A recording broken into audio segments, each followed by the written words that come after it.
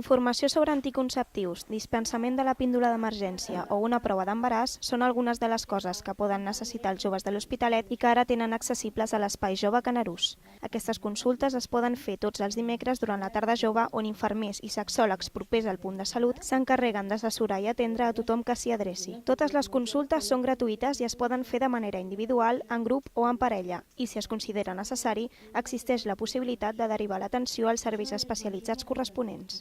Sempre atenem de forma ràpida, per exemple, situacions de sol·licitud d'un anticonceptiu d'emergència o un test d'embaràs o informació perquè els hi preocupa, estan angoixats per alguna qüestió afectiva que els hi ha passat.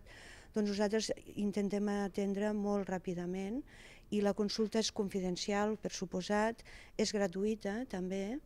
I si hi ha qüestions que nosaltres no puguem atendre, fem també la derivació corresponent a metges especialitzats o serveis especialitzats. Tot i que la tarda jove engloba principalment temes relacionats amb la sexualitat, també ofereix informació sobre hàbits d'alimentació saludable, consum de drogues o la prova ràpida del VIH.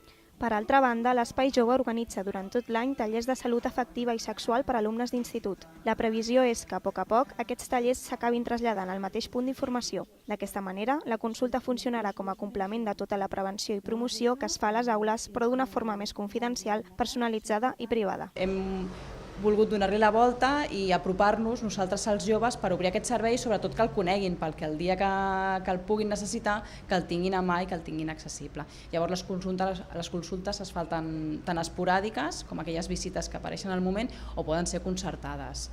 Pot concertar per telèfon, per e-mail o presencialment també. Durant l'any 2017 van anar a la consulta al voltant de 860 joves. De tots ells, 200 ho van fer per haver tingut algun trastorn amb les relacions sexuals. Efectes secundaris. Val.